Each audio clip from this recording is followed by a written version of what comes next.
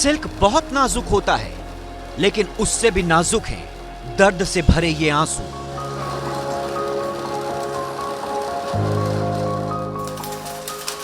भागलपुर के जिस सिल्क ने देश दुनिया में अपनी खास पहचान बनाई, आज वही सिल्क अपनी पहचान खो रहा है। इस वक्त मैं मौजूद हूं बिहार के भागलपुर में, जिसे सिल्क सिटी के नाम से भी जाना जाता है।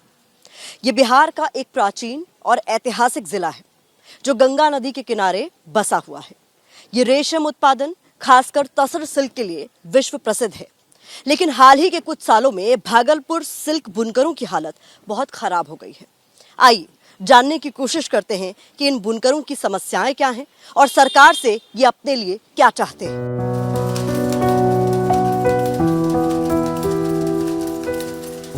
एक वक्त था जब यहाँ के घरों से हैंडलूम और पावर लूम की आवाज सुनाई देती थी, लेकिन आज यहाँ खामोशी है।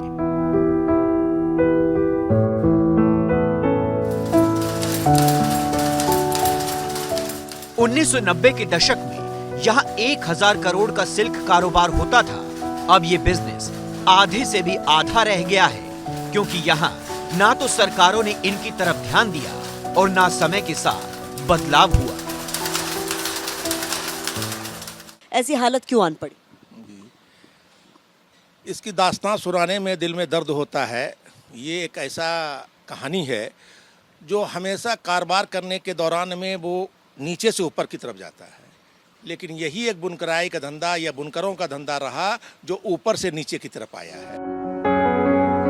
ये असद अंसारी है। असद अपने खानदान की आखिरी पीढ़ी है जो बुनकर कहलाए, लेकिन अब इनकी पहचान एक मजदूर की है। असद साहब, मुझे पता लगा जब मैं अंदर आ रही थी कि यहाँ तो पहले आप बुनकरी का काम करते थे। कहाँ है काम? सब बिग बाज दिए, काम होने न लगा, उसमें कोई मजदूरी नहीं मिलने लगा हम लोग को। कब से छोड़े आप? छोड़ने से हो गया 12 साल। तारिक अनवर अपनी माँ के साथ पावर लूम लगाकर काम कर रही हैं। इनकी माँ की आंखों से गिरते ये आंसू बता रही हैं कि समय कितना बदल गया, दर्द कितना बढ़ गया।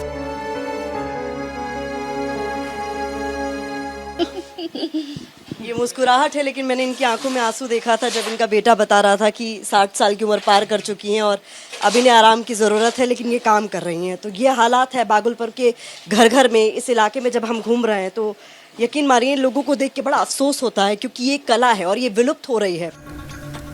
भागलपुर अपने तसर सिल्क के लिए जाना जाता है। साल 2015 में यहाँ तसर सिल्क का सालाना कारोबार करीब 600 करोड़ का था, लेकिन 2025 में तसर सिल्क का सालाना कारोबार सिर्फ 150 करोड़ का रह गया है। सिल्क सिटी के बुनकरों की हालत यह है कि बहुत से लोग हैंडलूम पावर लूम को छोड़कर दुकान खोल चुके हैं, क्योंकि परिवार का पेट जो पालना है।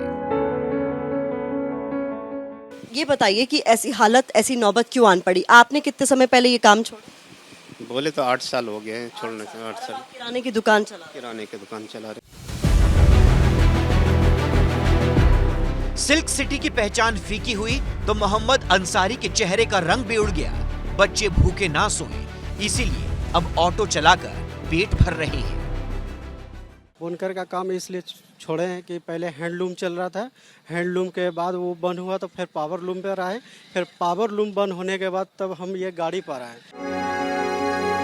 भागलपुर में हर 10 कदम पर चेहरा तो बदलता है, लेकिन दर्द, पीड़ा, कहानी एक जैसी है।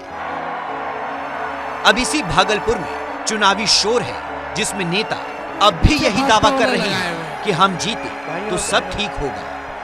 निश्चित तौर पर इस बार महागठबंधन सरकार बनेगी, हम इन लोग को यहाँ रोजगार देने का काम करेंगे। जैसे आदरणीय तेजस्वी यादव जी बोले हैं, राहुल जी बोले हैं, और आपको बता दें फैक्ट्री खुलवा के काम करेंगे। सिल्क बुनकरों की हालत बेहद खराब है।